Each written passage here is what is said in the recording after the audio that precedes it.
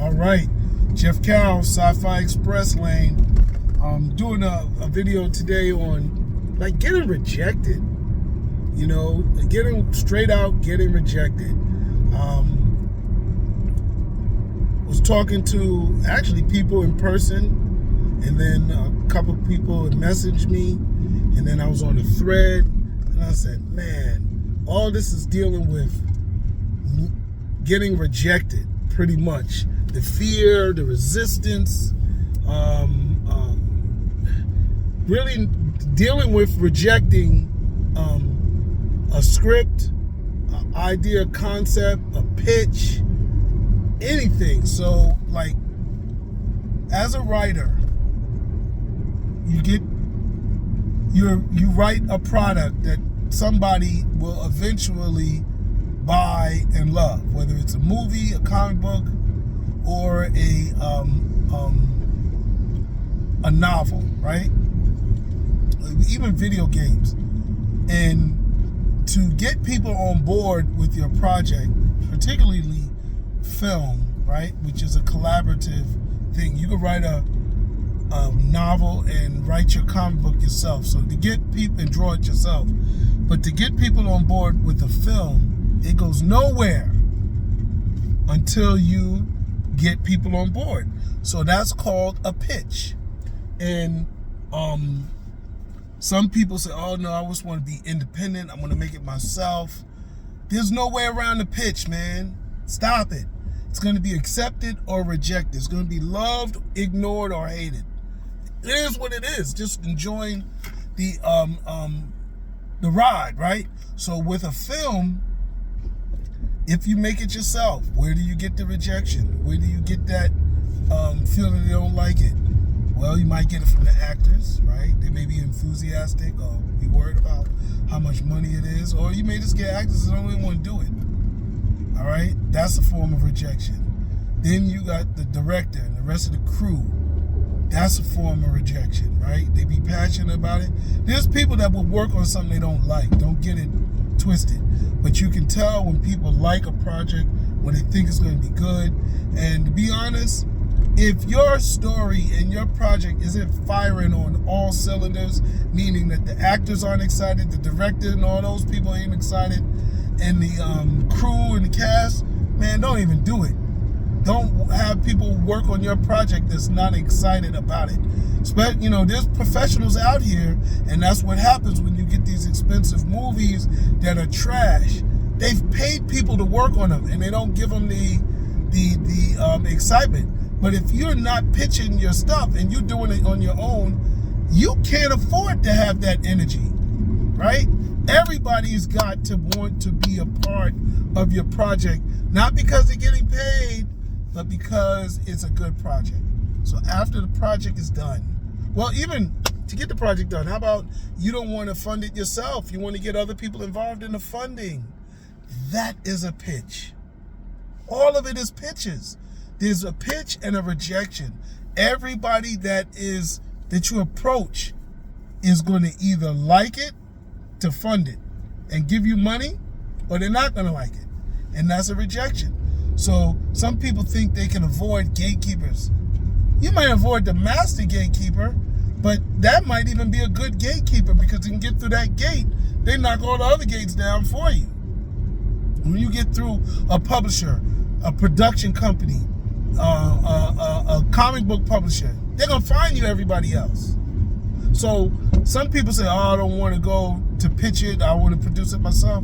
Unless you have that expertise and you already know all of this, then you're still going to have to pitch it. Okay? So you don't want to go to theaters, or you want to go to theaters? Because if you want to go to theaters, that's another pitch. If you want to get the distribution, I want to distribute it myself. Where? What platform? Open platforms like Vimeo or YouTube. I think YouTube might have Amazon might have a competition for Tubi platform, but as far as I know, even the platforms are choosy on what films they put up on their platform. So even those are pitches and rejections, acceptance and rejection. So to say I want to be independent to avoid pitches, there's no such thing. It means you just don't know what you're talking about. All right? I was listening on the radio about all the Jodeci brothers and family, right? And some people think, oh, they can pitch it to, you know, if that was my family member, I'd have somebody I could work with. No. Just because you got rich family, just because you got connected family, it doesn't mean that they're going to want to work on your project. You still got to pitch it. And then the ultimate pitch, right? The ultimate pitch that comics, novels, books, all these, let's just talk about these three for now, because the same thing goes for music and kind of any other commercialized art or project or whatever. But for comics, books, and movies, the ultimate pitch goes to the audience, the consumer. Now, I know there's people out here that say, you know, there's people that avoid my project because I'm black, because there's people that also buy your project because it's black. That expires, man. You can't really count on that. I mean, if you want to stay independent, yeah, you're going to be able to sell some things because I got the Black People Defender Man. I got, you know, Ankh, Sister Ankh. Yeah, but that's not going to make you overrun hit, right? You still have to give the people a good product. If you read Brother Man, he wasn't just Brother Man. He had good artwork, right? But he also had a good story. And that's what made it a success, you know? So, yeah, for you to say, I don't want to, I'm not into, I don't need to pitch. Who are you talking to? Who believes that? Because everything is a pitch. You're pitching to the consumers with your cover. You're pitching to the consumers with your title. You're pitching to your consumer with all of the artwork, right, that goes into your product, whether it's a film cover, a DVD, or if it's the book cover, or if it's the pages, whatever. All that's a pitch. People are going to decide whether they want to buy it or not. Now, why are there gatekeepers? Why are there people that you could pitch to, like a publisher, like a film production company, that will do all of these things for you? Why are they so important? Because once they make the choice that your project is good, they have such a history and a track record that other people will believe it. They will believe it and buy into it and want to work on it because this particular company says Marvel picked it up. What does that mean? What does that mean? Marvel liked it. It's being published.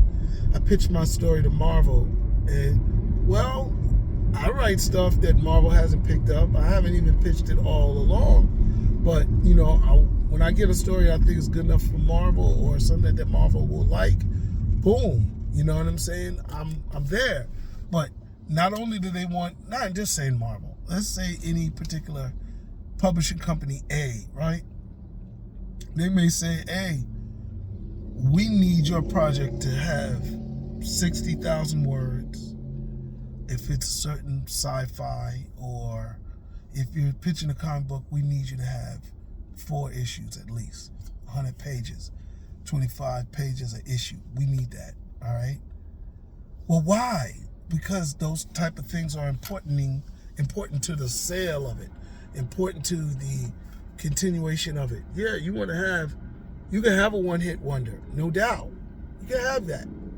But people want your project to continue to go to a certain level if they're going to sign it, right?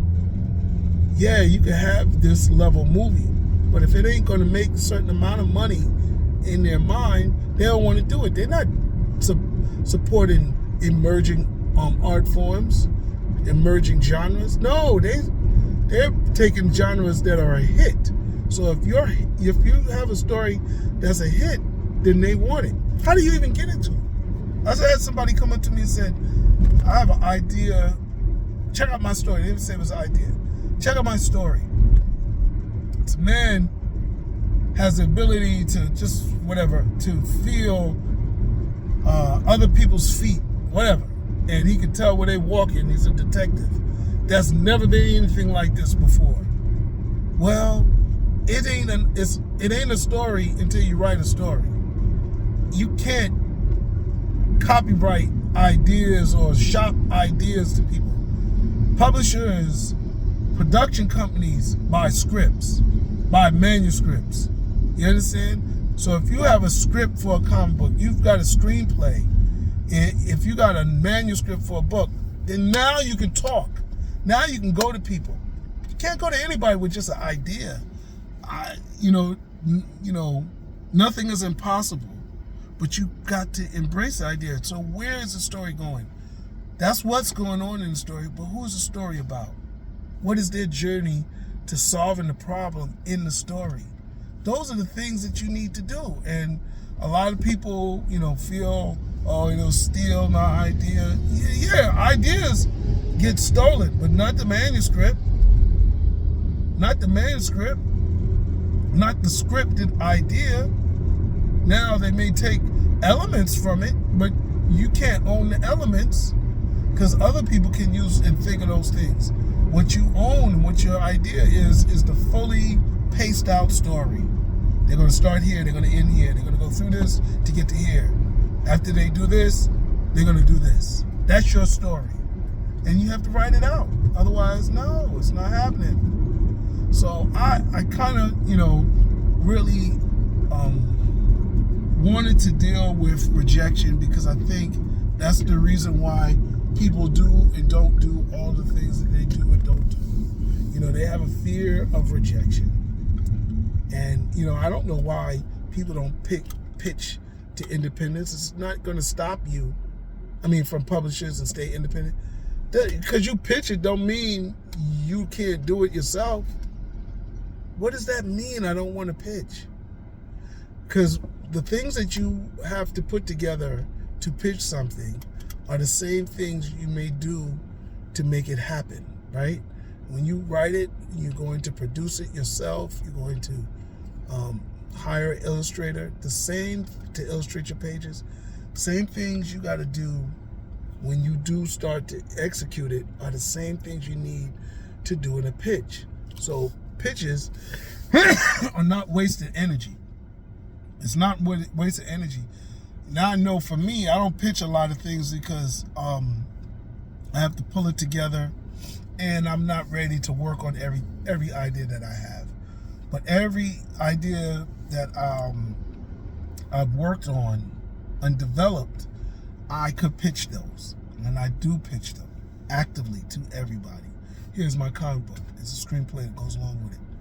That's a pitch, I got it in a small little digestible format where you can read it, you can check it out and see if it's something you like. But anyway, that's where I'm at.